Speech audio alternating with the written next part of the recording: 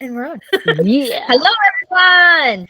Welcome back to another episode of Paranormal. I am Rachel, one of your hosts, and the other one. Meow. That was cat spirit talk for cats. Oh my lord! That just sounded like late night radio host. I don't know where I channeled that from, but there we go. Good enough. Yes. Good enough.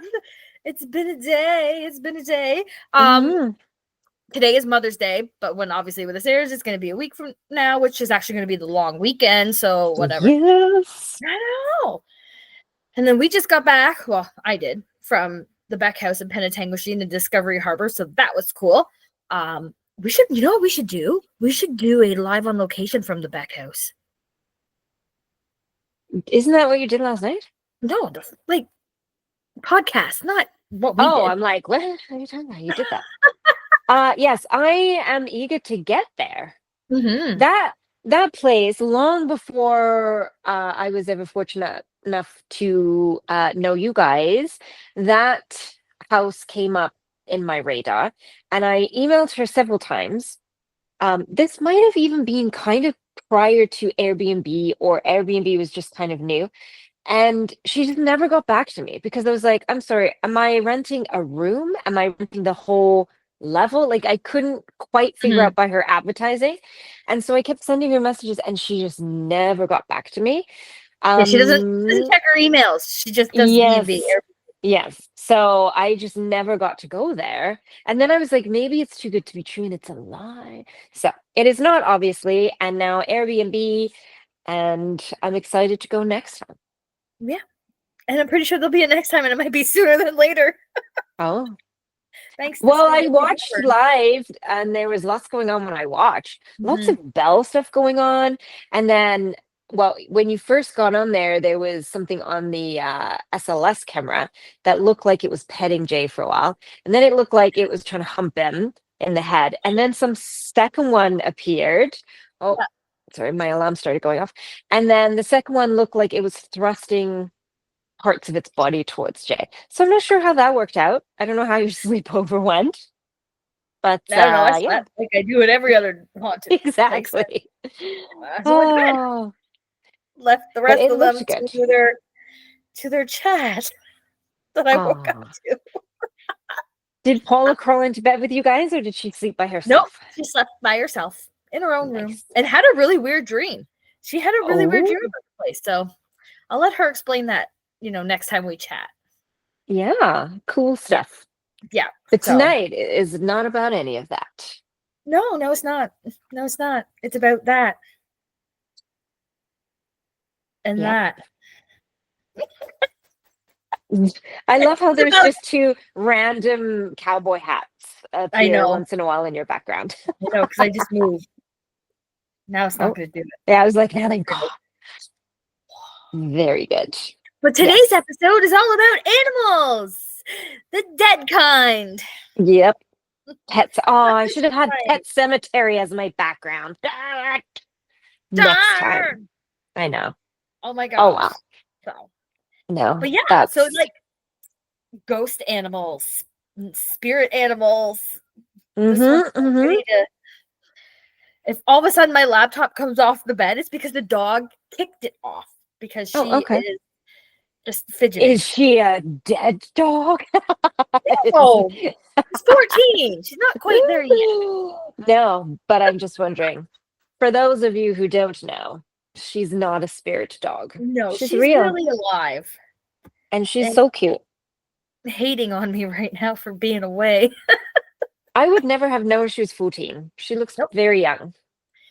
She's a 14-year-old. 14. Excellent. Yes.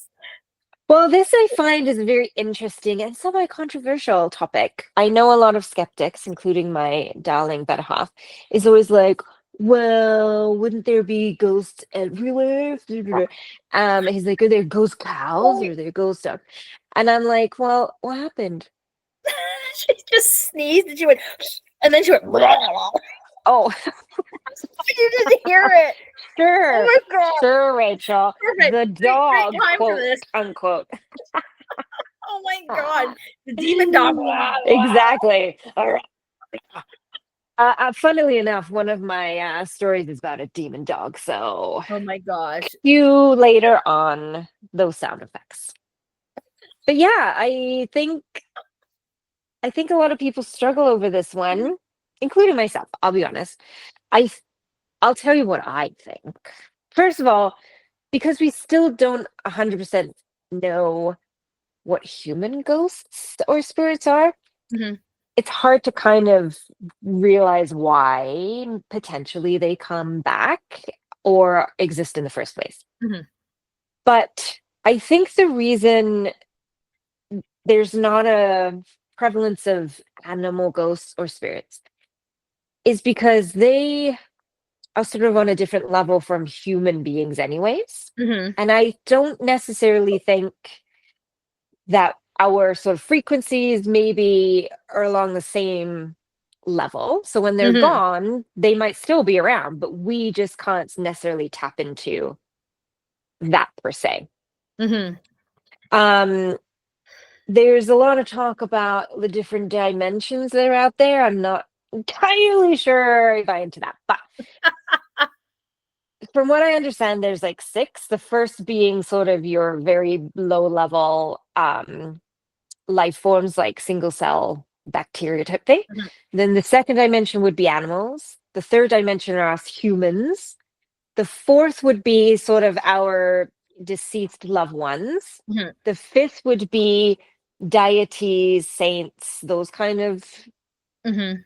deceased ones. And then your sixth would be God, goddess, whoever, Bondi, whoever you look up to. So then animals will just, they're just on a different frequency. And so it's the same way why we can't communicate with them when they're Mhm. alive, right? It's a different vibe. So they could very well be all over the place. You know how many times I trip over seemingly over nothing? Maybe that's a fucking ghost dog who's just like, hey, ka-chum, ka-chum. I Hey, don't know. I've had experiences. I've had experiences. When I first moved into my first apartment, Mhm. we had two cats, two black cats. One was mine, one was a roommate's. Mine was named Ouija. um, Oh, I know, but they were little kittens and they would sleep when I was on the computer, they would sleep up on like where my keyboard was and everything. And I was at the computer and I was typing away and I looked over and I just looked back and I felt the cat like intertwined between, you know how cats rub against your legs. And I yeah. was like, what the fuck, cat? And I looked up and they were both in front of me and I was like, oh, okay. Uh, Right. Rachel So needs to go to bed. it wasn't even late. The sun was out.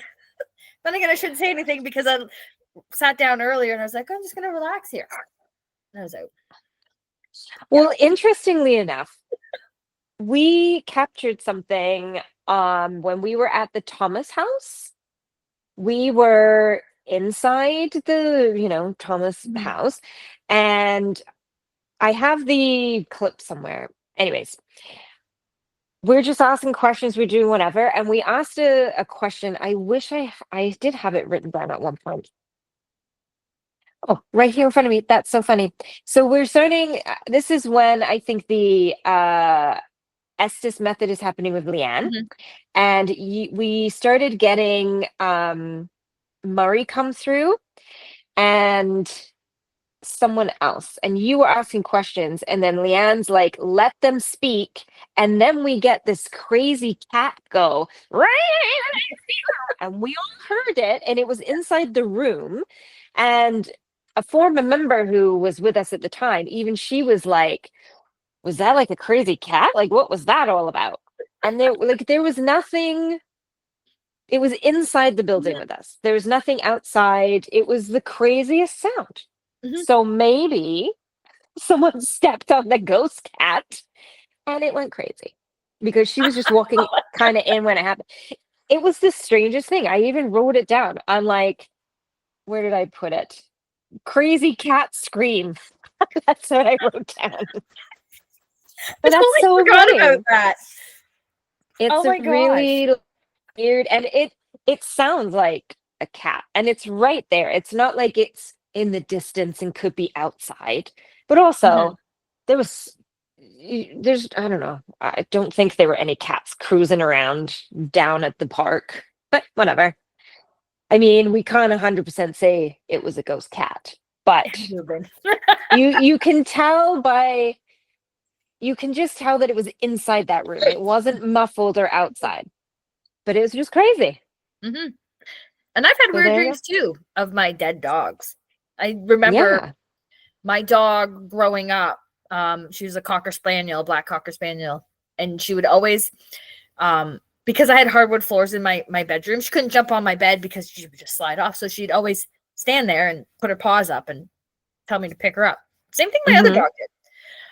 But I remember having like my parents, she was old when she was put down. She was like 15, 16 or something like that. So she was old. Right. Hmm. And I remember going to bed one night and having this dream, and in this dream was my dog. And and literally I remember, and this was, we're talking fuck 20 years ago. No, yeah, maybe 18 years ago. Like, I mean, like I can remember this dream from that Right. far back. And I remember the words that came out of my mouth, and they were, "What are you doing here?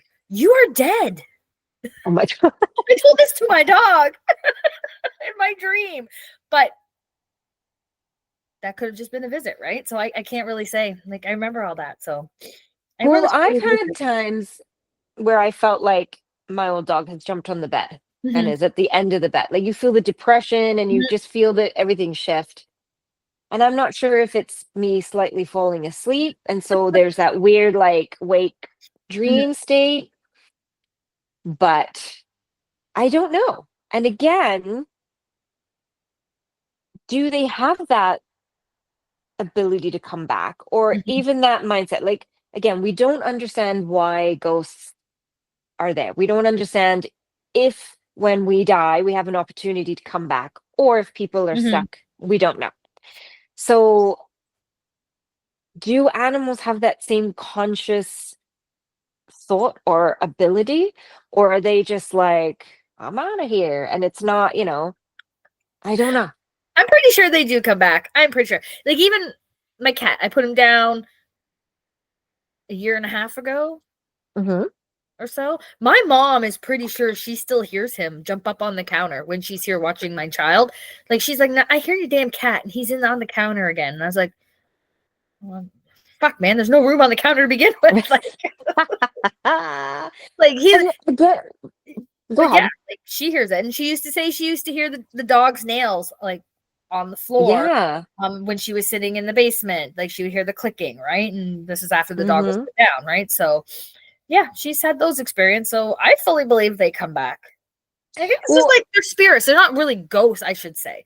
Unless just the ones I've heard. and is it that sort of residual loop that Hmm. we know kind of exists Hmm. in the spirit realm, and they're just our own energy is bringing that back, and maybe there's a part of us reminiscing somehow, and so it brings that energy back and you hear it. And Hmm. yeah, Like I it's just mean, residual energy, a lot of it too. Like they walk the same spots, they jumped up on the exactly. counter because that's where their food dish was. Like, we have residual energy and residual hauntings. So could an animal be classified as that? Yeah. Well, I wrote down some infamous ghost stories. Oh. Um, yeah, so there's quite a few, and these ones. So the first one is the blue ghost dog. Dun dun dun. What the hell? This I is I found some from the States and some like yes, from that's where around the they world. mine are mostly the states. Yeah, Actually, they're all the states. so hey, Canadians, tell us your ghost animal stories. Could be Yes, a cat, I could be a dog, could be your fucking guinea pig. I don't know, like gerbil, imagine whatever. Maybe the you have guinea ghost pig mice. comes I don't back. know. We gotta get some because I got some pretty cool ones from like around the world. Yeah, I honestly, it didn't occur to me until just now that they're all from the States. Maybe that Mhm. was just a Google thing. But this one, so the blue ghost dog, this is in Port Tobacco, Maryland. You can only imagine what that's like. So in the 1700s, this is how far back this story goes. 1700, Charles Thomas went into a bar and started bragging about all the gold he got from them there hills. Which probably not a good idea to go in there and, be like, I'm loaded. Pew, pew, pew. Yeah. And of course, after he left, some people followed him, and he and his dog, who was a blue tick coonhound, they both got into a fight with these people, and the dog tried to assist, but ultimately they both got murdered, and unfortunately perished on the road. So the bandits, they decided to come back later on to rob Charles's body and, I guess, belongings. And a phantom blue tick coonhound charged them and ran them off. And apparently, to this day, locals talk of this dog being in that area. And if you look like you're not a good person or threatening, he is still seen chasing people down. That's the best kind. So that's from the 1700s. Now, That's fun. I don't know. I don't know if there's any proof of this, like, anyone's actually gone and tried to see any evidence. But I love that it's from that old that they have this dog It's still. old. What do I have here? Oh, yes. I have the demon cat at the U.S. Capitol. Oh, I got a demon dog. Okay, let's hear it. This demon cat. Oh my gosh. Okay, so it's haunting the U.S. Capitol. Is The it an legend orange is cat? I know it's fucking they're afraid of pussy. Anyway, so the legend begins with this cat. There was a sighting during the Civil War. And then it gained more traction during the late 19th century when the discovery of paw prints on wet concrete inside the Capitol building were spotted. Ooh. The name, Demon Cat, it just matches the name of where its location, Demon Cat, DC. And it is apparently also fitting of this cat's behavior. At first, this cat apparently seems to be like a perfectly normal cat. They either see it as it's a black cat or a tabby cat in coloring. But its little innocent appearance doesn't last long because apparently, according to eyewitnesses, this cat grows to the size of an elephant. What? And its eyes take on a blinding, unnatural glow, which is pretty much any cat when you shine a flashlight at it. But anyways. Yes, very true. Coming across this demon cat is apparently a bad omen. So its first appearance was linked to the death of the former president John Quincy Adams. And then subsequent sightings of this cat foretold the stock market crash in 1929 and the assassination of Lincoln and Kennedy. Okay. Curiously, it hasn't been seen since. Oh. Maybe it'll be seen soon. I don't know. I didn't say that out loud, did I? What? Anyways, on to the next. Damn. Okay. Let's see. So the demon dog of Ballet Cruise in North Carolina. I can't really read my own writing, but I think it's like Crucis. Crucis, whatever. North Carolina. So this demon dog appears at night to any trespassers in a local cemetery. Apparently, it doesn't like people who linger too long, or if it suspects that you're there for no good. And so it not only chases people out, it has also been seen chasing people in their cars and keeping people at bay. Demon dog. I don't know why it's a demon. There was absolutely, probably. There was no indication in the whole thing as to why it's a demon dog. I think that has to deal with like that whole folklore. That a lot of it came from the UK and like Sir Arthur Conan Doyle and his Hounds of Baskerville. Those were demon dogs. They're everywhere. There's so many. There's like the shuck. There's like they call them black dogs, black shuck. there's like so many different names for them. Yes. Hounds, like the Hounds of Hell, all that. And they're seen pretty much everywhere, including here. Like even with truck drivers, there's the legend of seeing the black dog, right? And then Harry Potter. Isn't that a big black dog? Has 3 heads. Yeah. But usually, like when a truck driver sees a black dog, it means something is bad's gonna happen on the road. So, yeah. Well, funnily enough, I have the black dog in the hanging hills of Connecticut, which since the 1800s has been considered a death omen. So anyone that saw this dog knew that something bad was coming. If you saw it once, it meant that something bad was going to happen. If you saw it twice, it means that one of your loved ones is going to be killed in some fashion. And if you saw it 3 times, it meant that you're going bye-bye. Now it seems to threaten travelers of Castle Craig.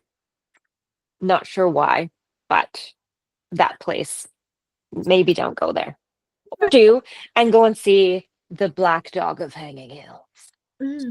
Well, you go do that. I'm gonna go to Los Angeles and go to the old Los Angeles Zoo. Listen, you have demon dogs and cats, but I got a whole fucking plethora here. I got the funny farm of dead animals. Oh my god. Literally. So in Los Angeles, there is a park called Griffith Park. Okay. And inside this park is an old abandoned zoo called the Old Los Angeles Zoo, but it was previously known as the Griffith Park Zoo. Oh. It had some pretty shitty enclosures, we'll say. And it had some pretty interesting experiences. So they had a 900-pound polar bear called Ivan the Terrible. He was totally named after his temper.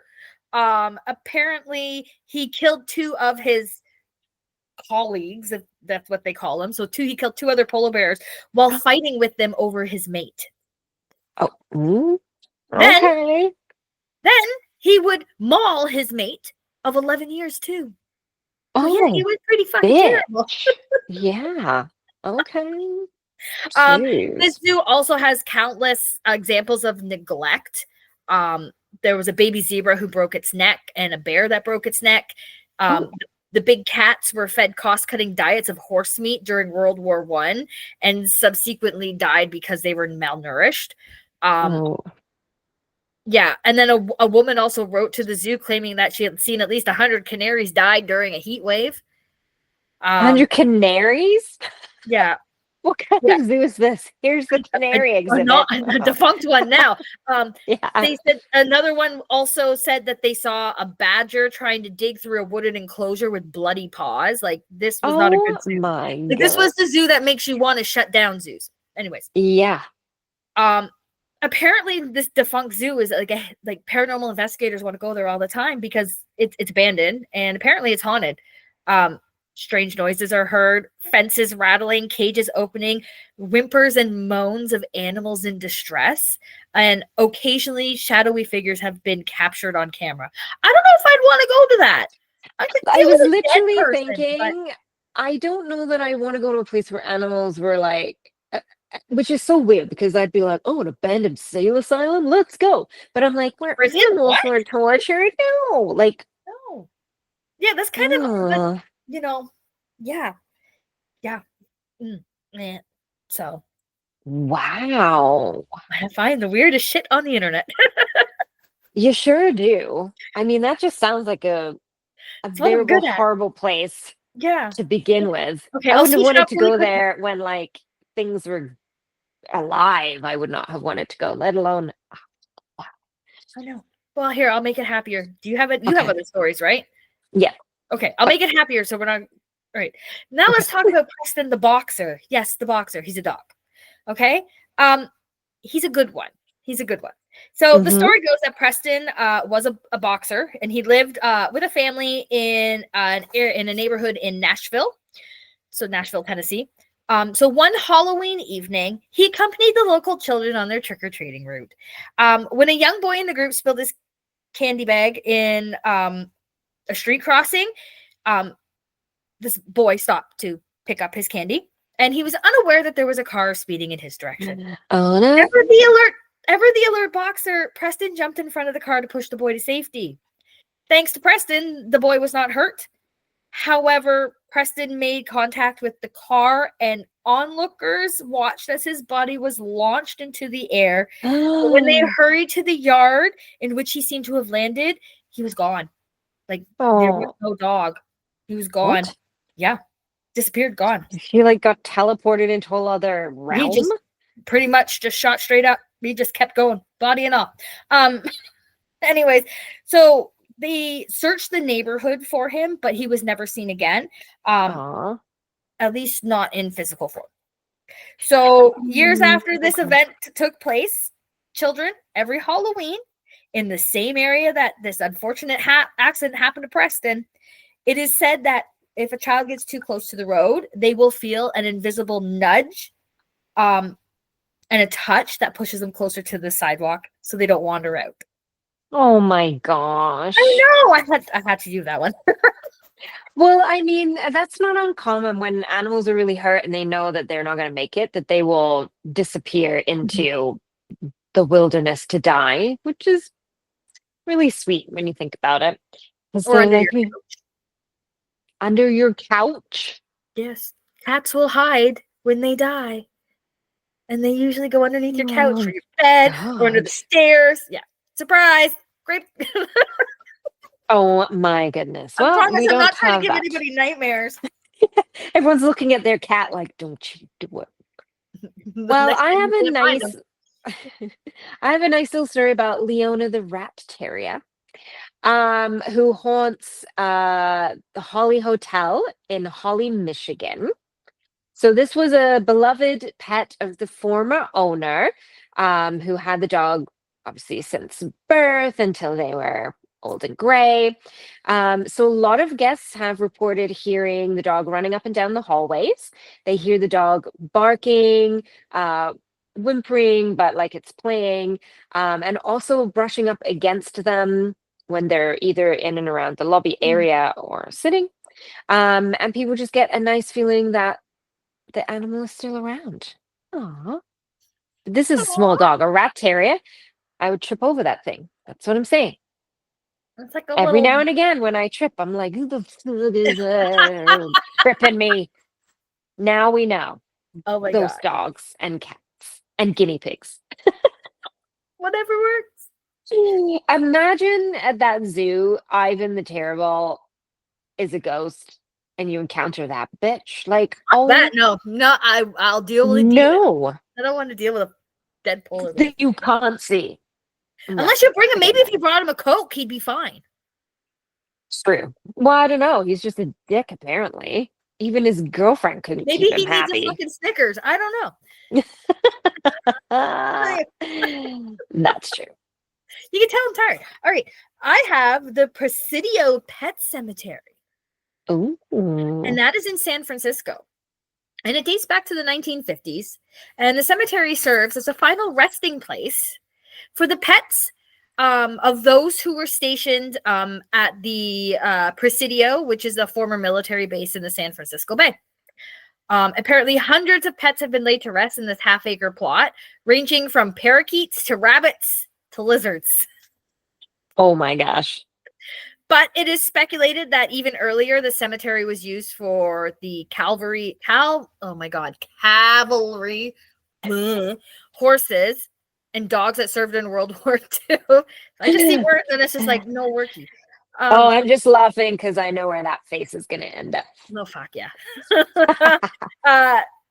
The majority of ghost sightings come from this era. So people have reported seeing ghostly men dressed in uniform roaming the cemetery, often accompanied by their four-legged friends. Aww. I know. But speaking of other cemeteries, did you know that the Stanley Hotel has a pet cemetery? I did not know that. Well, now you do. And yes, that is apparently where Stephen King got his idea from. But yes, the Stanley Hotel has a pet So he cemetery. like got a double whammy out of that hotel. Yeah. So for those of you who don't Okay. know, the Stanley Hotel was the inspiration for The Shining, and well, that's Yep. where it was filmed. Anyway, yeah. But anyways,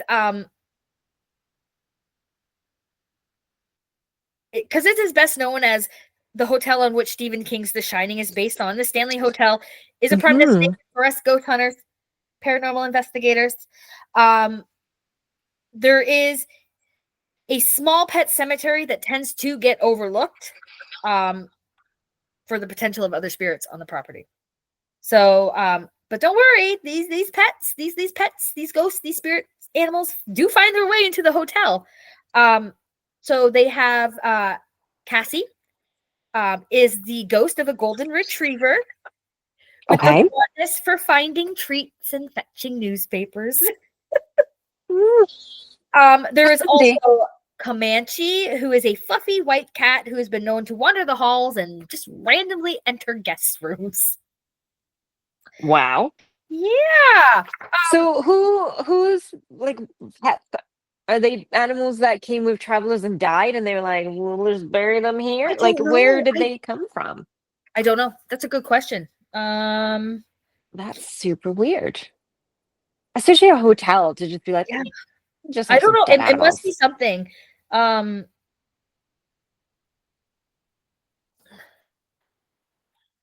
Yeah, I don't know. That's a really good question. Hmm. Well, we'll update you on that one. Yeah. Now, So here, this is what else do I have here?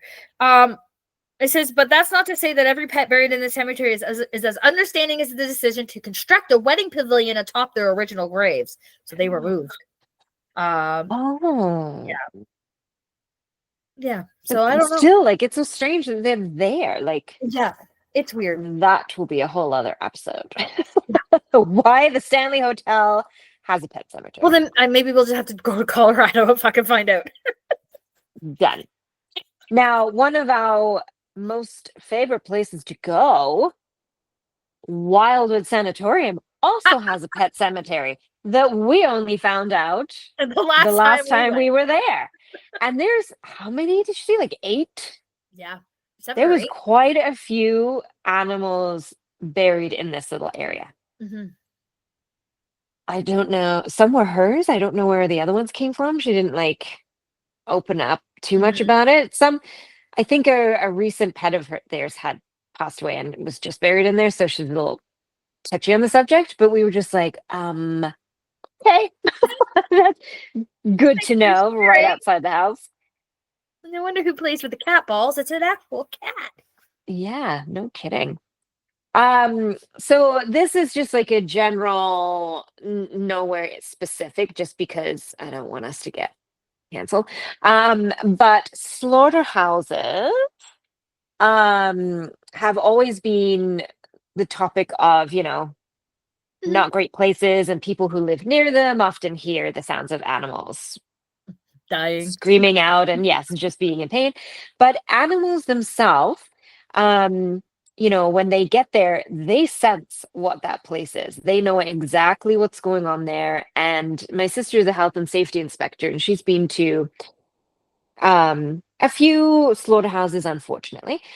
Some are much better than others, but most of the animals are extremely aware of where they're about to go and what's about to happen, which I mean, realistically, they should not know. They should just think that they're kind of being transported to one place to another. But the fact that they know instantly it is a place of death, um, probably they can smell more Mm-hmm. than anything. But I think they just sense all that's gone on there, the energy, the feeling. Mm-hmm. Well, have you Um, not seen those pigs jump out of those trucks? Like yeah, they bounce and they roll and they're like, I'm fucking free. yep, I'm not not a gonna great place. I know had interviewed someone who used to work at a place because animal rights stuff or whatever. Mhm. And he said like you you just get this sense of dread all the time, and it's so heavy and oppressive because imagine how many animals are being slaughtered on a daily basis. Mhm. So if anyone's going to be haunted, it's going to be that place, Mhm. really. I believe From it. just, yeah. I Just believe because it. they would literally be, I mean, if humans are stuck because if they die in a very traumatic or horrific way, then I don't see why animals wouldn't be. Well, Who knows? I'm gonna lead that your slaughterhouse thing into this called the ghost chicken of Pond Square. Perfect. We did not plan Ah, this. This is amazing. like one of the, and this is even worse because the guy's last name is Bacon. Oh my God. We're not making this up, folks. Not making it up. Okay, this is one of the strangest tales of an animal haunting. Okay, it involves an esteemed statesman and philosopher, Francis Bacon, and the meat preservation experiments that led to his death. Okay. So, I believe this is obvious. I think this is over in the UK. So this Francis Bacon was struck mid-travel with the idea of using snow to preserve meat and found the concept so intriguing that he bought the first chicken he could find. All right. Upon stuffing this chicken with snow, I'm sorry. Is it alive still? I don't think so at this point. I Okay. hope not. Upon stuffing the chicken with snow, he became almost immediately ill with a severe case of pneumonia. And just days later, he died of suffocation from the buildup of mucus in his chest. The events that followed are questionable. Uh-huh. It was not Francis Bacon's ghost that returned to haunt the site of that fateful experiment, but that of a half-plucked chicken, likely seeking revenge for dying in vain. It is known as the Highgate chicken ghost, and this bird is said to run in circles around London's Pond Square, disappearing when anyone gets near it. Wow. I want to go. I don't even know. No, you don't. Because live chickens are a big enough pain in the ass. You don't Yeah, want the one that's dead that's then you can't get rid of it. You don't. I got some other good ones coming. So Oh my gosh. I'm my out. last one, So my last one. get them going. I'm gonna end this on a really, really fucked up note. Am I still gonna come for A more half free? plucked chicken full of snow was not really fucked up. Okay. Nope, nope, that's not fucked up. Anyways, oh my god. All right, what else do I have here? I have the ghost cat of the Jerome Grand Hotel, which is in Arizona. Okay. Um, it was a hospital turned hotel, so it was formerly a hospital. It was what does it say here? Uh, yeah. So it was a hospital turned hotel. So it's the Jerome Grand Hotel, and it's in Jerome, Arizona. And it has apparently a ghost cat on the third floor. Though it's not always guaranteed to appear, this ghost cat is most excellent amenity for those who are missing their pets from home. Oh, Other than being mostly invisible and not requiring a litter box, best kind of animal, best kind of pet. This there cat is. behaves like a typical house pet. It curls up at the foot of the bed, it scratches at doors, it rubs against your legs. Oh my gosh. Because, going to a hotel, you just get a cat. But yeah. And then it just disappears. And it just fucks off. Sounds like a cat. Pretty much. Jeez. Gosh. And then I have this one called Greyfriars Bobby. This is in Edinburgh, Scotland. Mm-hmm. So a night watchman in Edinburgh, died of tuberculosis in 1858, and then Bobby was his inseparable canine companion. And he helped lead the funeral procession to the grave in Greyfriars Kirkyard. Ever the loyal dog, he tried to stay by his master's side until, once the funeral had ended, making no moves to leave the cemetery until the cemetery's caretaker said, "Get the fuck out." Pretty much. But that wasn't enough to make this little terrier say no. He would return to the grave with great determination and to stay put in the cemetery. So for 14 years, Bobby watched over the grave until he died in 1872. Wow. Yeah. So, of course, he was buried there with his master. And even though it was 1872, people still see him sitting by his master's grave. Yeah. Wow. It's a So, lovely one. I know. If that doesn't say anything like residual, I guess better than that damn chicken. Oh my God. Would you even know in London that a half naked chicken was running If around? I was to travel You would to just be like, If I whatever. was to travel to the UK and see a ghost chicken, I'd be done. I'd be like, I'm going fucking home. I'm done. I'm good. I've seen it all. Oh my gosh. So I also have the haunting of the Ballantyne house. And again, this one is also in Scotland. It is considered the most haunted house in Scotland. Oh, Yeah. So it says that it was once the home to an eccentric army major named Robert Stewart. After serving in the Indian Army, Stewart returned to Scotland, a staunch believer in the transmigration of souls, and became convinced that upon death he would return in the body of a dog. okay. Okay. So, striving for this effortless transition, he lived with 14 dogs and hoped that one of them would ultimately serve as a vessel for his soul. Okay. This So guy he never sounds a little married. crazy. So Robert Stewart never married, and upon his death, his nephew inherited the house and all the fucking dogs. Well, to Thanks, prevent his Uncle. uncle's soul from returning to the house, he ordered all the dogs to be shot. Oh my God. So that would ensure that Stewart would forever haunt Ballantyne as a disembodied spirit and not as a dog. Oh, that's better. Which apparently were black spaniels. Oh. Okay.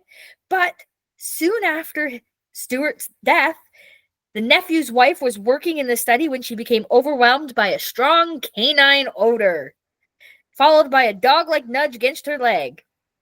At this time, strange noises were heard in the house, from explosions to arguments, and they just apparently echoed throughout.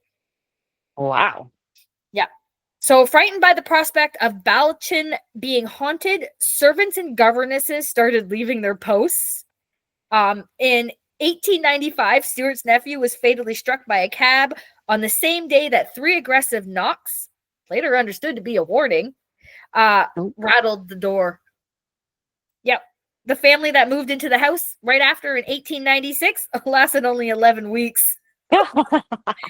So, but yeah, so as time went on, reports of, activity grew. Not every story involved dogs, though, but many of them did. There was claims of invisible dogs brushing up against guests' legs, and that was a common one. One account described the apparition of a black spaniel playing with a real dog. And another more disturbing apparition involved seeing 2 detached paws appearing on a bedside table. Oh my Lord. Yeah. By 1932, the house was abandoned. By 1963, a fire decimated the structure, and Stewart and his spaniels were never heard from again. Wow. Dun, dun, dun. Do you have any more stories? Because I just keep going. No. Okay, well, it's 7:58, so I'm going to end this on a really fucked up one. This one is called Athelhampton's Ghost Ape.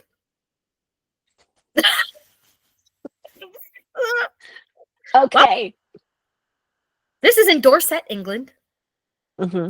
Athelhampton is said to have 6 human ghosts in this 2-door manor home, but their presence is overshadowed by the dwelling's 7th ghost. Because, it's hard to compete with a fucking monkey. No kidding.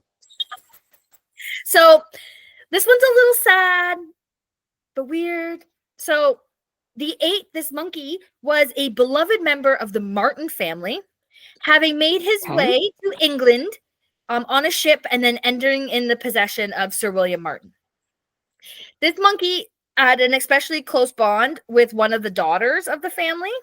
In fact, apparently this monkey cared so deeply about this daughter that when she locked herself in a secret room with the intention of killing herself over a broken heart, that monkey followed. Okay. So there are different versions of the story, but and the one that's actually on the Applehampton's website, because yes, this place has its own website. The daughter changed her mind. She didn't want to kill herself. In some other stories, she follows through with the suicide, but all of these stories agree that this monkey never made it out of this secret chamber. So Curious George got a little too fucking curious. Apparently. So, without any escape route or food, he just starves to death. He dies. So now this monkey is a ghost. And now he is heard scratching the walls in an attempt to finally escape his accidental confinement. And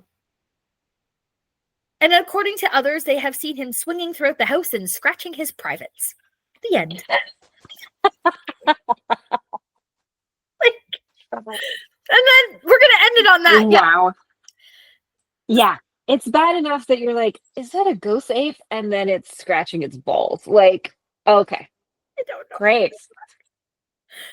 And with that concedes this podcast for today. So now you're all going to have Ghost Monkey, Curious George, get Polar bears. Oh my God. Again, yeah. So